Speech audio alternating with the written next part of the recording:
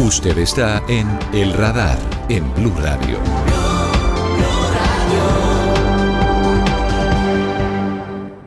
Esta semana que termina es una semana histórica para el país en el marco del conflicto armado. Y no hay que ni magnificar ni menospreciar, pero sí demostrar que esto que pasó esta semana que termina es importante para el cierre de una parte del conflicto armado que durante décadas hemos padecido los colombianos.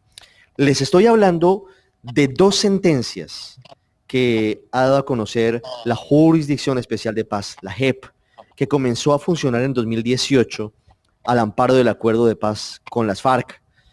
Y son dos sentencias, una contra el antiguo secretariado, el último secretariado por secuestro, pero además otros crímenes internacionales, crímenes de guerra, de lesa humanidad asociados, y otra sentencia que tiene que ver con los falsos positivos, con homicidios en persona protegida cometidos por integrantes del ejército en el batallón La Popa, específicamente en el departamento del Cesar. Con sus luces, con sus dudas, con sus inquietudes, este es un momento histórico, porque a esto se debía llegar una vez firmado el acuerdo de paz.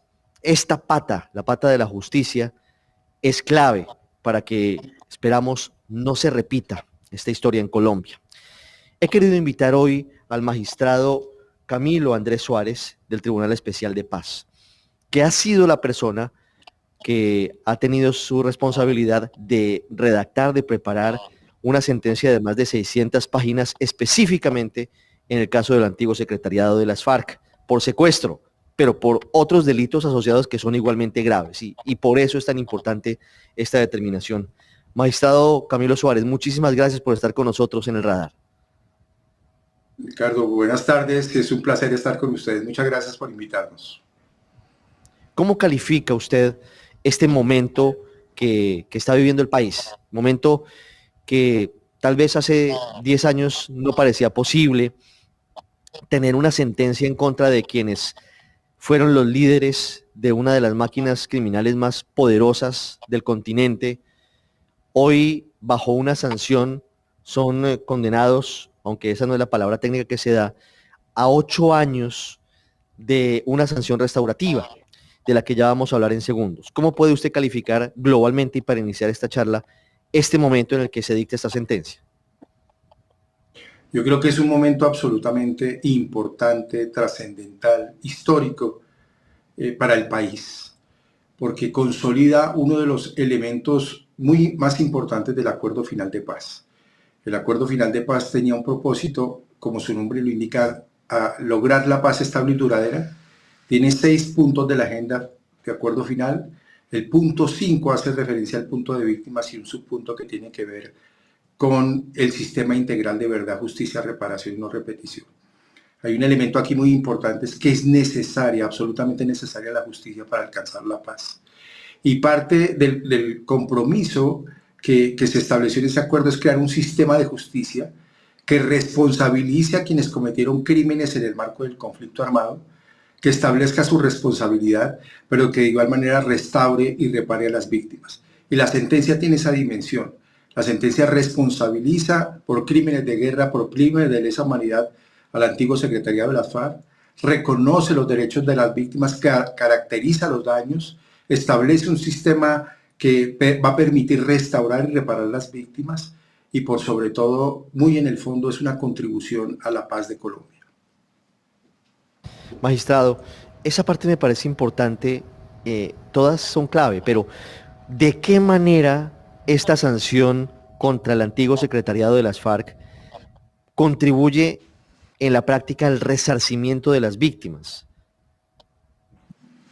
Este es un modelo de justicia restaurativo y eso es absolutamente importante. Nosotros culturalmente, me atrevería a decir, venimos con una formación muy desde casi que medieval a la fecha, de que la manera más efectiva de hacer justicia es con la cárcel. Y el sistema penal ordinario persigue al delincuente, responsabiliza al delincuente, lo aísla y lo confina. Y al contrario, este sistema coloca en el centro a las víctimas, visibiliza a las víctimas. Los conflictos armados internos, las graves y masivas violaciones de derechos humanos, las infracciones al VIH tienen un efecto absolutamente nocivo, perverso, en la dimensión de la gravedad de lo que acontece es que invisibiliza a las víctimas. Y este modelo de justicia lo que hace es visibilizarlas, darles una voz, reconocerlas como ciudadanos con derechos, que tengan una participación activa en la construcción de la verdad, en los procesos restaurativos. Y este modelo de justicia lo que hace es restaurar y reparar el daño causado, permitir que aquel que causó el daño, que causó el hecho victimizante, denominado compareciente en este modelo de justicia, restaure y repare el daño, y que también tenga una oportunidad de reincorporarse y reintegrarse a la sociedad. Pero hay un elemento muy poderoso, es la centralidad de las víctimas, la restauración y la reparación de las víctimas. Magistrado, ¿cómo van a participar en la práctica las víctimas del secuestro, pero colateralmente de los crímenes sexuales, de la esclavitud y de ese larguísimo etcétera que hay en esta sentencia cometido por estas 7 personas integrantes del último secretariado de las FARC? En la práctica de las sanciones restaurativas, usted nos va a recordar cuáles son. ¿De qué manera las víctimas van a poder ser parte activa de las mismas para que se sientan resarcidas? Ricardo, este modelo de justicia, el proceso restaurativo es un continuo. No es, y esto es absolutamente importante señalarlo, no es como consecuencia de la sentencia, aunque por supuesto tiene sus efectos, que aparece el componente restaurativo. Todo el diseño, toda la fase de investigación, toda la fase de juzgamiento y por supuesto ya después de la emisión es restaurativo. Las víctimas vienen participando con la presentación de informes para el inicio del macrocaso. Las víctimas han tenido oportunidad de contribuir a la construcción de la verdad. Han estado en audiencias de observaciones, en audiencias de reconocimiento, en las audiencias de aceptación de responsabilidad. Han tenido la oportunidad de presentar pruebas, han tenido la oportunidad de impugnar decisiones, han tenido encuentros restaurativos. Yo creo que el país ha podido presenciar particularmente la audiencia de reconocimiento, que en este caso tuvo lugar en la Biblioteca Virgilio Barco, donde los comparecientes reconocieron su responsabilidad, pudieron tener al frente las víctimas del secuestro, una representatividad de ellas. Nosotros en fase de juicio hemos creado mesas técnicas, espacios que permitieron encuentros restaurativos, y viene un momento bien importante que es el momento de la sentencia. Estas sanciones restaurativas buscan restaurar y reparar el daño causado y exigen, antes de emitirlas, poder caracterizar las víctimas, poder caracterizar los daños, poder caracterizar los territorios. Esto es, que la sanción tenga un impacto en el territorio, en las víctimas, en el colectivo donde se causó ese daño, en los niveles de afectación que tuvo particularmente el caso 03, que se define a partir de unos patrones criminales que estructuró la cúpula de las FARC para precisar entonces no solo la responsabilidad, sino también poder establecer el daño y la reparación. La sentencia estableció cerca de 24 formas de daño y lo que se busca es que esta reparación tenga un impacto en lo colectivo. Hay un elemento sustancial que diferencia este modelo de justicia a otro tradicional, es que la jurisdicción parte de macrocasos de fenómenos criminales y la reparación es en lo colectivo, del hecho total del daño. No es una reparación patrimonial individual la que compete a esta jurisdicción, pero sí identificar los daños que conllevan a eso. Y esa restauración está establecida, o las formas de restaurar están establecidas en una ley estatutaria en su artículo 141, que son trabajos, obras y actividades con contenido reparador en lo urbano y en lo rural, que tienen que ver con participar en proyectos de infraestructura, participar en proyectos de memoria, participar en proyectos de desminado humanitario, participar en proyectos de búsqueda de personas desaparecidas.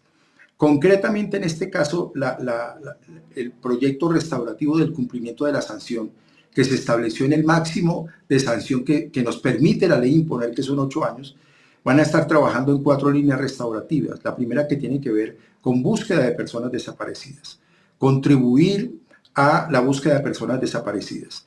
Hay un patrón criminal que identificó este caso, es para tener control social y territorial.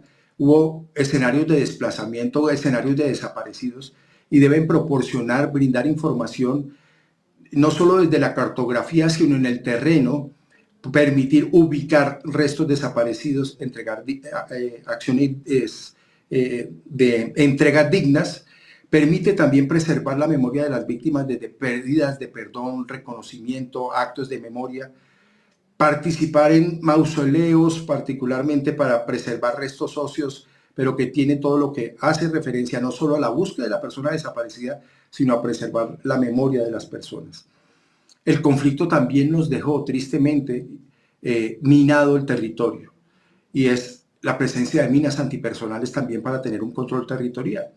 Y parte de las tareas es desminar el territorio.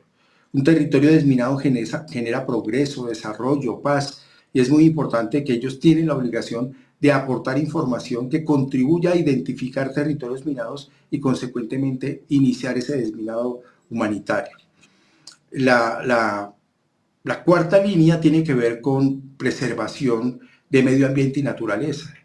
Para todos es conocido que el conflicto armado en Colombia ha impactado de forma negativa el medio ambiente y la naturaleza. Y no solo desde los procesos de deforestación, sino la minería ilegal, la afectación de ríos o aguas. Esto es mucho más que para algún sector o algunas referencias que uno ve de alguna manera, si se quiere, peyorativas de sembrar lechugas. No es eso, no se trata de eso. Se trata de procesos que tienen un mayor desarrollo de preservar la naturaleza, de recomponer el daño causado a la naturaleza. Vivimos en un momento de crisis climática y es contribuir a recomponer nuestros bosques, nuestras aguas, pero también atado a eso a procesos de estigmatización de poblaciones que vivieron allí, cómo se logra a través de esas acciones desestigmatizarlas y poder adelantar procesos restaurativos. Son unas cuatro primeras líneas, no las únicas, se irán desarrollando otras, pero que buscan un elemento fundamental de la justicia restaurativa, que es restaurar, reparar la memoria de las víctimas, visibilizarlas, dignificar, recomponer proyectos de vida, buscar personas desaparecidas y desminar el territorio que fue objeto de minas antipersonales. Sí, magistrado, esto quiere decir que en estas cuatro líneas, desminado, búsqueda de desaparecidos, memoria y reforestación, estos 7 antiguos integrantes del secretariado de las FARC deben dedicar qué porción de su tiempo en los próximos 8 años. ¿Es permanente? ¿Es constante? ¿Son unas horas al día? ¿Cómo funciona en la práctica? La sanción es por 8 años. La sanción tiene 2 componentes, un componente de restricción de derechos y un componente restaurativo. El componente de restricción de derechos significa que haya mecanismos de monitoreo y verificación constante de saber dónde están estas personas, dónde están ubicados, en qué perímetro se les autoriza estar, dónde se pueden mover. Cualquier movimiento fuera de ese perímetro debe ser autorizado. Y ese monitoreo y ese control lo realiza la propia sección que emitió la sentencia, porque ella monitorea y verifica desde lo judicial el cumplimiento de la sentencia. Lo monitorea y lo verifica las Naciones Unidas. La misión de monitoreo y verificación de Naciones Unidas verifica que se cumplan las sentencias, pero que también se estén cumpliendo las condiciones para el cumplimiento de la sentencia, es decir, que el gobierno nacional esté brindando las condiciones para el cumplimiento de la sentencia. Nuestra Secretaría Ejecutiva en el terreno coloca personas, además de las personas que están de Naciones Unidas, verificando que estas personas cumplan con la presencia en ese territorio y que estén cumpliendo el proyecto restaurativo. Lo verifica igualmente la comunidad, lo va a presenciar y va a presenciar que esté particularmente cumpliendo, y también hemos tenido una línea que tiene que ver con el empleo de medios electrónicos que nos permiten en tiempo real saber dónde están las personas. Ese componente restaurativo se fija para restaurar. La sentencia dispone que se fijarán decisiones posteriores donde se fija el territorio, el terreno, los horarios, que pueden ir de 8 a 5 de la tarde. Hoy hubo una rueda de prensa en la jurisdicción y tuvimos la oportunidad de presentar funcionando el mecanismo en un caso en Neiva, donde los comparecientes ingresan a las 7 de la mañana, terminan a las 5 de la tarde realizando estos tipos de trabajo, donde están siendo monitoreados, verificados, trabajando de lunes a viernes. Pero hay espacios también que tienen que ver con la reintegración y la reincorporación. El tribunal entonces puede generar unos espacios, unos horarios de trabajo definidos, otros en que estén en escenarios de descanso en los lugares donde se permita, pero constantemente monitoreados y verificados. En este caso, magistrado, ¿en algún momento estos 7 exintegrantes del secretariado de las FARC van a tener restricción de libre locomoción, es decir, ese monitoreo que van a tener, ese estar en una zona específica, ¿va a ser durante cuánto tiempo? ¿Solamente les aplica durante la jornada en la que van a cumplir con la sanción restaurativa, digamos, de lunes a viernes de 7 de la mañana a 5 de la tarde y luego tienen plena libertad para movilizarse por donde quieran? ¿Cómo es en la práctica esto? Porque usted nos dice, claro, una de las componentes clave de la sanción es la restricción de derechos. ¿Eso hasta qué punto va y cómo se va a garantizar? Esta restricción de derechos significa restricciones a la movilidad y a la habitabilidad, entre otras. Pero la ley estatutaria establece restricciones de habitabilidad y restricciones de movilidad. No es cárcel, no es un centro de reclusión, es un espacio geográfico que determina el tribunal. Ese espacio depende de las labores restaurativas, de las actividades restaurativas, que no supera específicamente nada diferente a donde se va a realizar esa labor restaurativa y los desplazamientos necesarios que tienen que ver con habitabilidad. Ese espacio lo determina el tribunal, lo fija el tribunal y allí deben permanecer mientras realizan esas labores restaurativas. Y ahí hay un monitoreo y verificación. Pero si un compareciente necesita un permiso por temas de salud, si necesita un permiso por temas familiares, si necesita una autorización del tribunal, un permiso del tribunal, y en esos lapsos de tiempo, ese monitoreo y verificación se mantiene de forma constante. Las actividades que van a realizar, obviamente, no son todos los días, tiene que haber lapsos de descanso, porque esto también, como particularmente en este caso, hay un elemento muy importante que son los procesos de reincorporación y reintegración. Hay obligaciones que también tienen estos comparecientes con el cumplimiento del acuerdo final de paz. Entonces hay que conciliar el trabajo restaurativo también con estos espacios, pero por encima de todo prima el cumplimiento de la sanción. Y allí podría perfectamente, mi cita de lunes a viernes es una referencia, pero podrán haber trabajos que se tengan que hacer sábados, domingos, o de lunes a sábado, y un día que haya de descanso. Pero mientras se estén realizando esos trabajos, deben permanecer en el territorio donde están esos trabajos, monitoreados y verificados en las 4 líneas de control que he indicado que acontece. Perdóneme, yo le insisto porque creo que es importante este punto por todo lo que se ha generado en estos días en torno a si esto abre o no la puerta a una eventual intervención de la justicia internacional. Sigo con mi ejemplo. La sanción propia, un ejemplo cualquiera, citando la sentencia, es reforestar el páramo de Chingaza o una parte del páramo de Chingaza. Eso dice el resuelve, entre otras cosas, de la sentencia. ¿No es verdad? Hay un oficio a la Secretaría de Ambiente de Bogotá y eso está ahí. Si el tribunal determina que estos exintegrantes del secretariado, Rodrigo Londoño y demás, van a hacer una tarea de reforestación, la restricción a su movilidad solamente sería en su horario laboral y luego ellos podrían salir de ahí sin ningún tipo de restricción, o esa restricción es temporal un poco más extensa. Quiere decir, si la reforestación es un ejemplo para que la gente entienda, magistrado, y quiero que quede claro.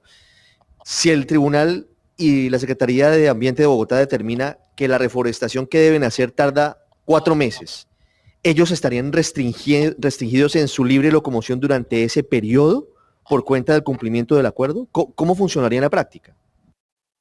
Lo primero, y está dispuesto en la sentencia, es que la restricción de derechos y libertades acompaña al compareciente por el lapso que dura la sentencia, es decir, por los 8 años.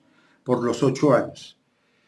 Pero esos 8 años de restricción de derechos y libertades, vuelvo a expresarlo, ¿qué significa restricción de derechos y libertades? Que haya mecanismos de monitoreo y verificación, que se sepa dónde está esa persona. Es un primer elemento. El segundo elemento, con el ejemplo que está colocando, si ellos van a reforestar en Chingaza, lo que hace el tribunal es fijar un límite, un perímetro específico. Pensemos en 5 kilómetros cuadrados, por colocar un ejemplo. Este perímetro, de allí no pueden salir y deben permanecer allí. Pero obviamente hay que generar condiciones de habitabilidad, hay que generar condiciones de alimentación, de seguridad, de vigilancia, Y eso permite entonces establecer en qué municipio deben residir, en qué sitio, en qué casa deben permitir y de dónde tienen que desplazarse de un sitio para llegar al páramo específicamente. Eso es un perímetro que se marca y es el sitio donde se pueden mover y no pueden salir de allí. Pero obviamente, eso es, suponga su ejemplo, los 4 meses se estarán trabajando, pero tienen derecho a un espacio, asumamos, de descanso, que tuviera un espacio de 3 días, un día de descanso. Durante esos periodos de descanso están monitoreados, la respuesta es sí. De manera que no solo cuando están realizando la actividad, sino también cuando están en labor de descanso. Ricardo, no es que ellos terminaron el trabajo y me voy para donde quiera, porque para cualquier movimiento tiene que solicitar una autorización, tiene que solicitar un permiso. Pero como cada caso tiene su propia dinámica, en particular este caso, el 01 es un fenómeno nacional. Y esto significa que va a tener que realizarse trabajo sobre las actividades en diferentes partes del territorio nacional. Tendrán que moverse y nosotros hemos hecho una caracterización de actos restaurativos que tengan impacto en el Cesar y la Guajira, en los Santanderes, en Antioquia, en el Meta, en el Guaviare, en Caquetá. Y de esa manera, en la medida en que se van moviendo los comparecientes haciendo actos restaurativos, se van fijando los lugares donde deben permanecer y se va manteniendo la restricción de derechos y libertades.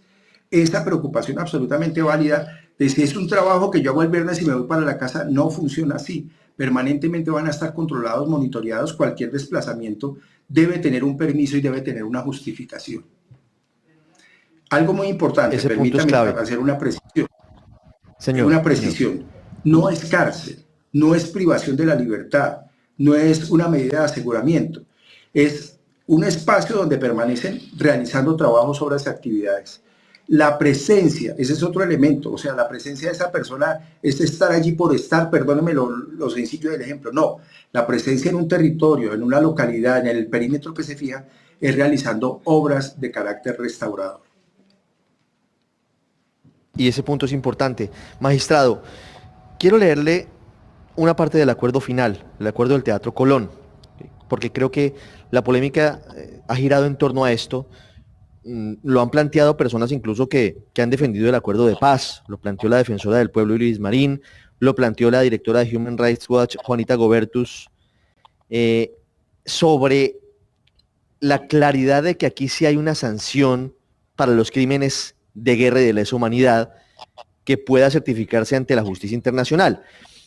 Este punto dice lo siguiente: los magistrados deberán aplicar los siguientes criterios. Le leo solamente uno, porque creo que es la almendra de todo. Fijarán de forma concreta los espacios territoriales donde se ubicarán los sancionados durante los horarios de ejecución y cumplimiento de las sanciones propias del sistema, que tendrán un tamaño máximo equivalente al de las zonas veredales transitorias de normalización. ¿La sentencia cumple con eso, con este criterio? La sentencia establece claramente, si mal no estoy, el numeral 14 de la sentencia, establece que se fijarán esos lugares, se fijarán, y además una norma posterior, una orden posterior, que se emitirán decisiones posteriores y complementarias a estas. ¿Por qué acontece eso fundamental? Porque los proyectos de sanción obedecen también a un planeamiento, obedecen a una estructuración en donde están comprometidas varias entidades. Y yo quisiera llamar la atención sobre esto, Ricardo, de manera muy particular. El papel de un juez, la competencia de un juez fundamentalmente es establecer la responsabilidad, emitir las órdenes judiciales para garantizar que se cumplan con los derechos de las víctimas, es decir, emitir la sanción. Y hay una obligación del gobierno nacional, hay una obligación del Estado colombiano de brindar las condiciones para que se cumpla la sanción.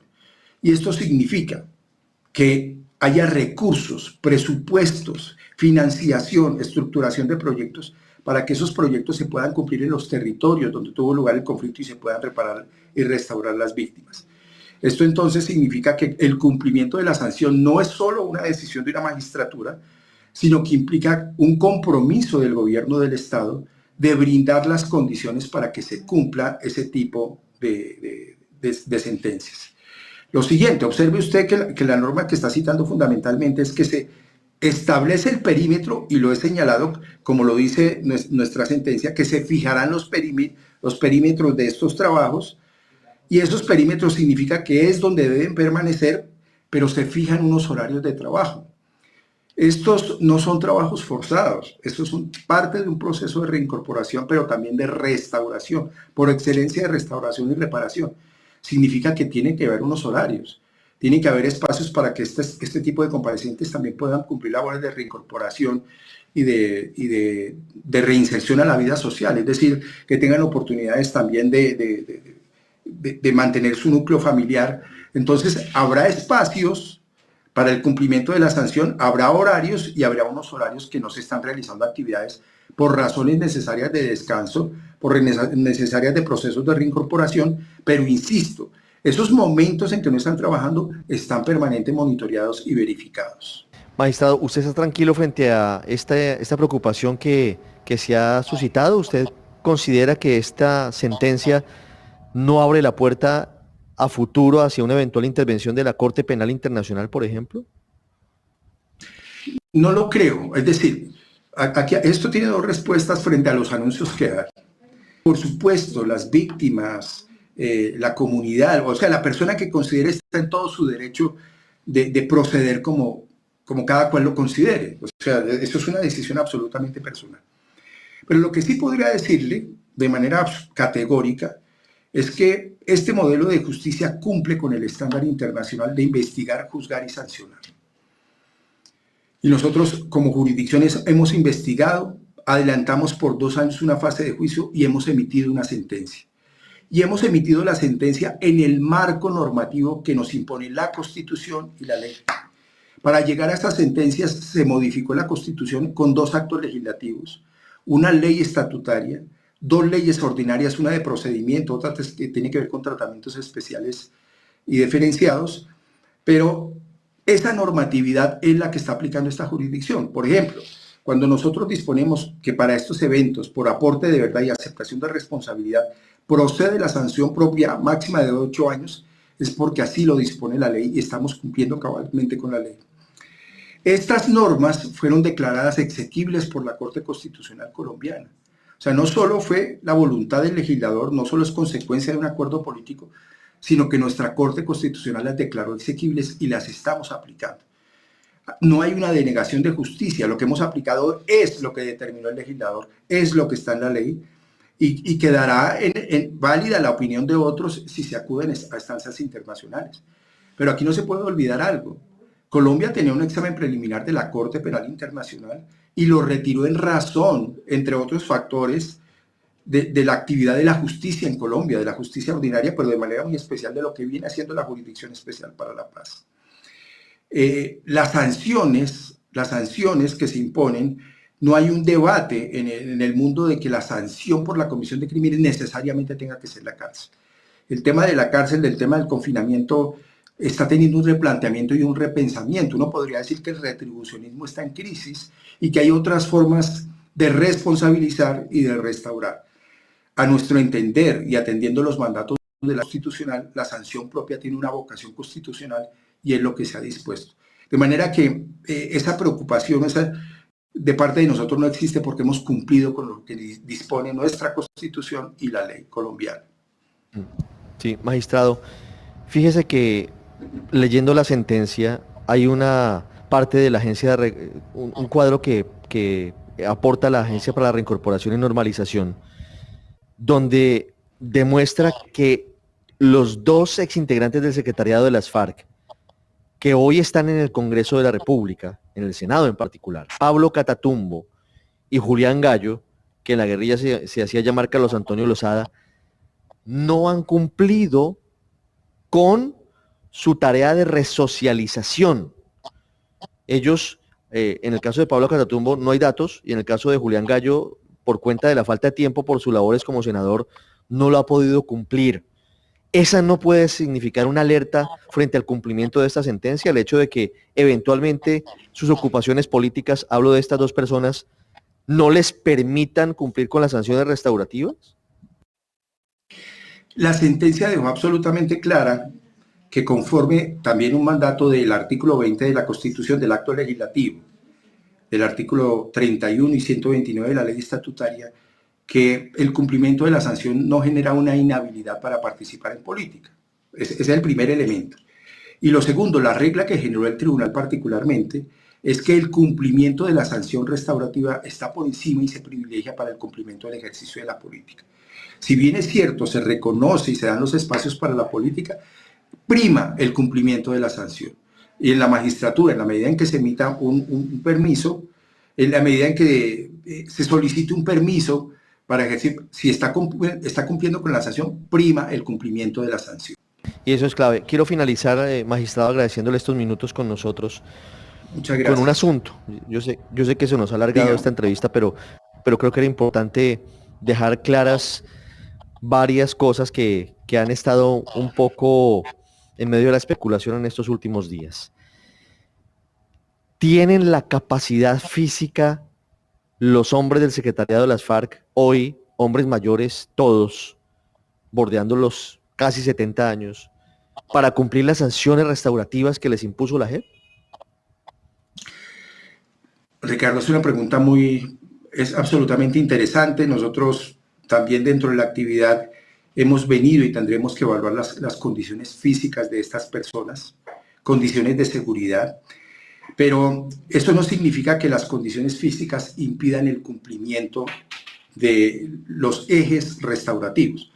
Porque observe lo siguiente, el proporcionar información, el participar en georreferenciación, en ubicación de personas desaparecidas, en actos de memoria, en actos de reconocimiento, son actividades que no requieren un esfuerzo físico que comprometa su salud. Nosotros necesariamente tenemos que hacer esa evaluación en cada tarea, porque yo cito aquí 4 líneas restaurativas, hablo de 4 líneas muy gruesas, pero de cada línea se desprenden cerca de 15, 16 acciones, y en cada línea intervienen diferentes instituciones.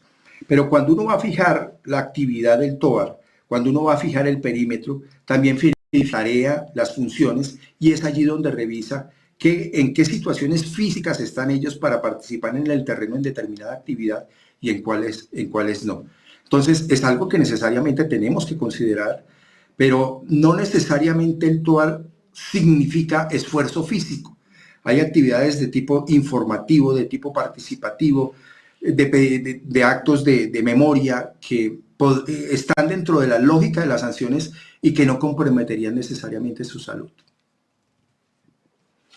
Magistrado, le prometo que es la última. Usted ha sido juez militar. Ha sido juez militar, tiene una formación y una experiencia muy amplia. ¿Qué le responde, y no sé si esté o no de acuerdo, con quienes dicen que una sentencia como estas, en torno a unos hombres que cometieron unos delitos tan graves, 21.000 secuestros, homicidios, que serán otros casos muy graves que también están siendo investigados por la JEP, y terminen en unas sanciones de esta índole? Usted nos lo ha dicho, se plantea hoy en el mundo otro tipo de justicia distinta a la restaurativa, pero en la calle y coloquialmente, seguramente usted ha escuchado en las esquinas diciendo que este es un sapo grande, hablándolo coloquialmente, que se tiene que tragar la sociedad colombiana a cambio del desarme de una máquina criminal como fueron las FARC. ¿Qué le responde a las personas que dicen eso? Y no sé si usted está de acuerdo con ese postulado. Pues mire, aquí hay un tema de fondo, hay un tema absolutamente que demanda un entendimiento y una comprensión nacional. ¿Cuál es el propósito de la sanción? ¿Cuál es el gran propósito que tiene este modelo de sanción? Y tiene 3 propósitos fundamentales. Uno muy poderoso es contribuir a la paz. El segundo, garantizar los derechos de las víctimas. Y tercero, recomponer el tejido social. Por supuesto, la sanción impone una responsabilidad criminal. A través de la responsabilidad de los 13 crímenes internacionales porque fueron condenados, Colombia está cumpliendo con el estándar de investigar, juzgar y sancionar. Venimos, ya lo citaba hace un momento, de una cultura muy acendrada de la cárcel, del retribucionismo. Pero como colombianos, y yo invito a eso, como colombianos tenemos que hacer una apuesta de encontrar una solución al conflicto. Y lo que Colombia ha hecho a través de este modelo de justicia es ofrecernos una oportunidad de presentar una nueva forma de hacerlo, una nueva forma de responsabilidad. Y particularmente es que estos trabajos, obras y actividades con contenido reparador es para responder a los daños causados a las víctimas, es restaurar a los daños a las víctimas. Mire, aquí no se puede olvidar que los sistemas penales tradicionales, y no es culpa de ningún funcionario, es el diseño, es la cultura, es cómo funcionan los sistemas penales tradicionales, casi que dejan olvidada a la víctima, y ha sido todo un proceso en Colombia, particularmente del año 2000 a la fecha, de darle un lugar al sistema penal actual, pero este sistema colocó en el centro a las víctimas. Este sistema judicial le dio rostro a las víctimas, al daño, al dolor, les permitió escuchar su voz, les permitió interrelacionarse con el compareciente para escuchar que le dieran una explicación qué pasó, les permitió participar, de manera que es un sistema, es una forma de justicia que, dicho sea, otras partes del mundo están expectantes y nos vienen preguntando cómo lo estamos haciendo, porque buscamos a través de la justicia contribuir a la paz. Es en conciencia lo que podría decirle. Magistrado Camilo Andrés Suárez, muchísimas gracias por esos minutos con el radar de Blue Radio. Muy amable. Le agradezco mucho. Muy buena tarde. Que esté muy bien. Una pausa y regresamos al radar. Ya regresamos a El Radar en Blue Radio.